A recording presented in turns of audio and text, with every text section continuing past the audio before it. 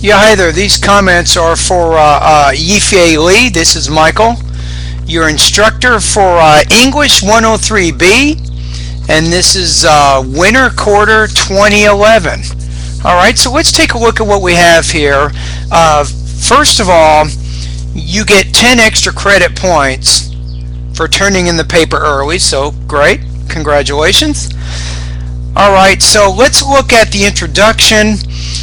I don't think this is a great introduction because it doesn't really set up what's going to happen in this research project. You simply say the book I chose to review is Population Control in China, Theory and Applications.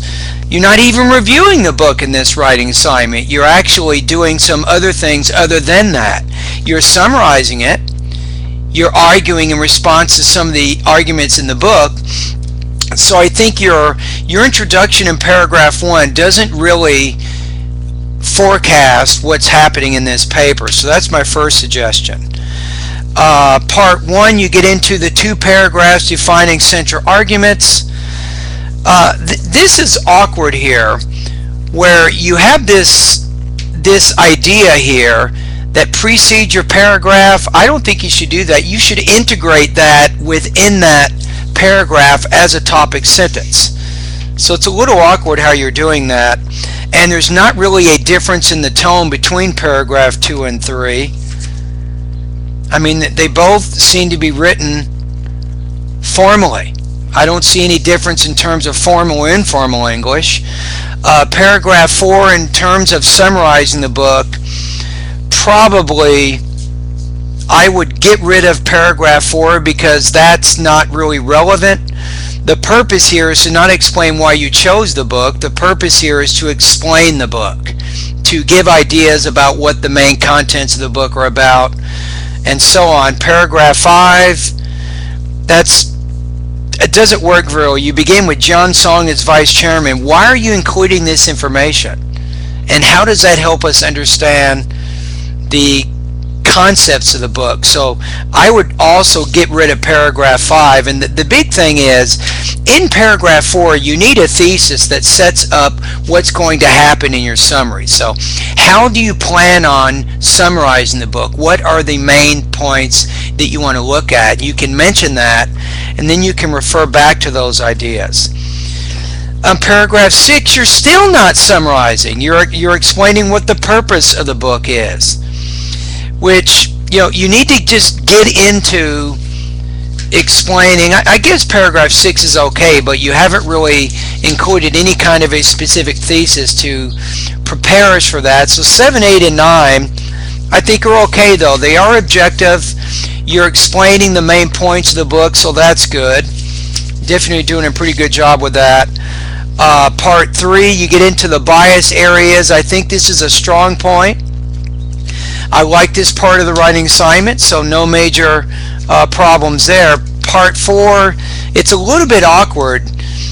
Again, in part 4, which is it's the biggest part of the writing assignment, you need here, instead of beginning with a list of ideas, is what you're doing here, you need to begin with a paragraph that kind of sets up what you want to look at in the 4th part of the writing assignment. And to my knowledge, if you go back and look at the writing assignment, essentially you're explaining to what extent you agree with the arguments, and you're basing this agreement or disagreement on your personal experience, 3 experts, and then your research, your survey and your interviews and all that kind of thing. So I think here where you actually include, I think you include the different questions you asked. I think this could be put at the end of the paper as an appendix, as I was telling you in class.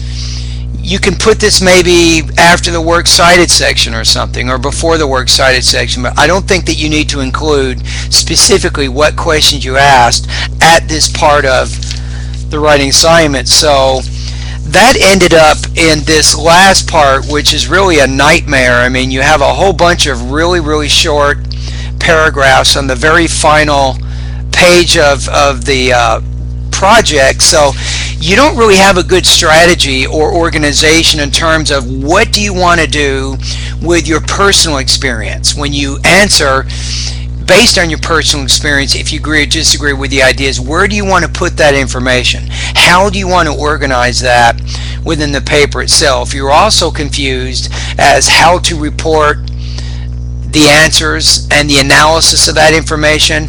So I think part 4 wasn't organized very well. Could have been better. Your summary could have been organized a little bit better. With part 1, you haven't really made a distinct difference in tone in those 2 paragraphs. So I think with this writing assignment, you're looking probably at around 65 out of 100 right now is probably where you score. So when I look at the rubrics here that I use to grade the paper, I think what I think really describes your paper is you have distorted or neglected certain aspects of the task. For example, part 1, you didn't really distinguish between the tone of the 2 paragraphs. Part 2, you need a definitely better organized summary. Part 3, very strong, I like that, but part 4 could have been organized a lot better. So anyway, your grade is 65 out of 100. However, I'm going to now give you 10 extra credit points, which puts your essay up to 75 out of 100.